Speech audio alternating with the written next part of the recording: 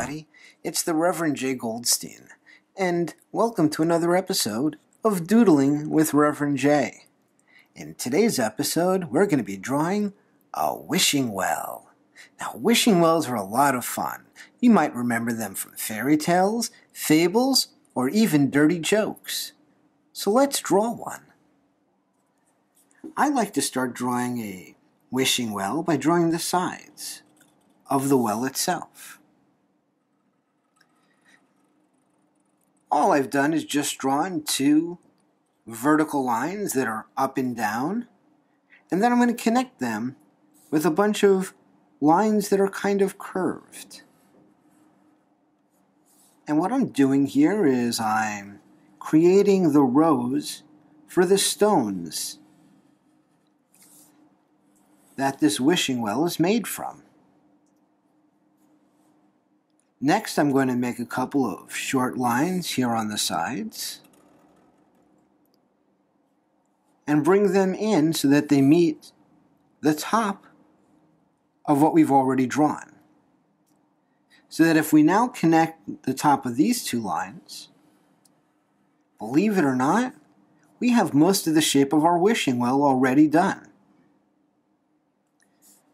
Next, we're going to want to put some of the detailings in from the inside of the wishing well so that it doesn't get in the way later. Make a couple of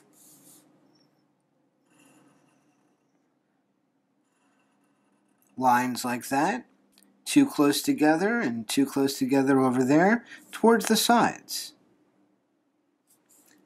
Then a line goes over that, and we've created the top of the wishing well, which is a trapezoid for some reason. Well, it always is, isn't it? Now we can put some details into the stones of the wishing well. And if you want to know more about this kind of a pattern, you can look at how I did a brick wall in an earlier video. I'll put the link down in the, what do you call those?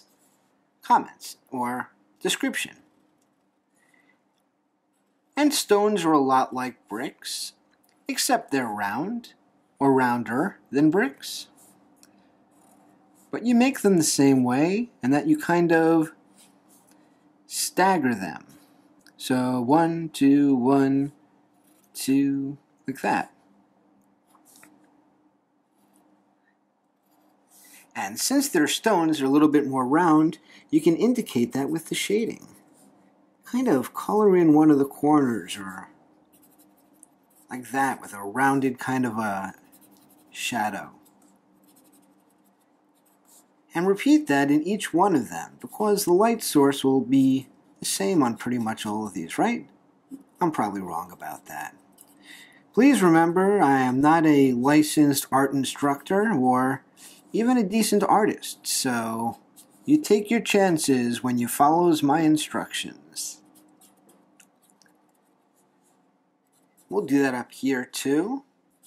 And what we're doing is we're creating the stone texture, the pattern, the elements of this wishing well, which is made out of stone.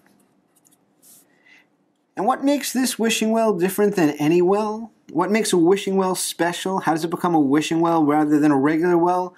Well, I'll tell you, I have no idea. If you do, please put the answer in the comments below and tell everybody. So we've got the stone right here, finished. We want to make the back of the well here by making a curved line that stops when you get... You see how that does that? Do I have to explain that? It stops and then it starts and then it... Okay. Next, make a small circle, another curve right along there. And this will allow us to indicate the top of the well like that. You just do that with little dashed lines and little curves. And what's going to pull off this illusion is coloring in the hole.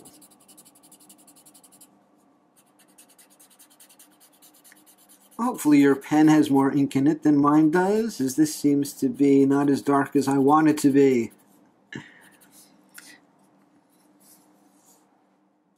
So once you've filled in the hole right there, you give the illusion of there being a well.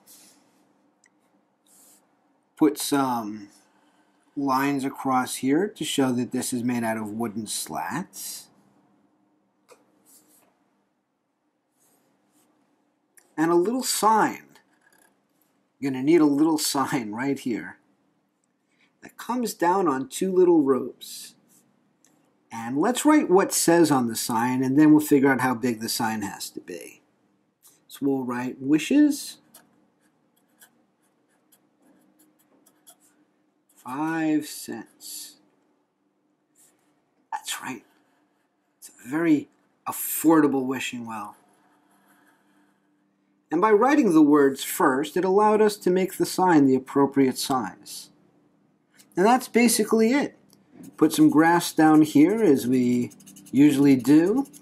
And as this pen fades into dryness, we get ready to throw it away. We've finished another drawing here, and I hope you've enjoyed it. If you have, please leave some comments down below, hit the like button, subscribe to these videos. There will be more. I don't know how many. I'm getting inspired to do something else. But if you want, I will continue to make these. Maybe not on a daily basis. Who knows? It's up to you. Hope you've enjoyed this video. Till next time, Reverend J. Ta-da. Ta-da!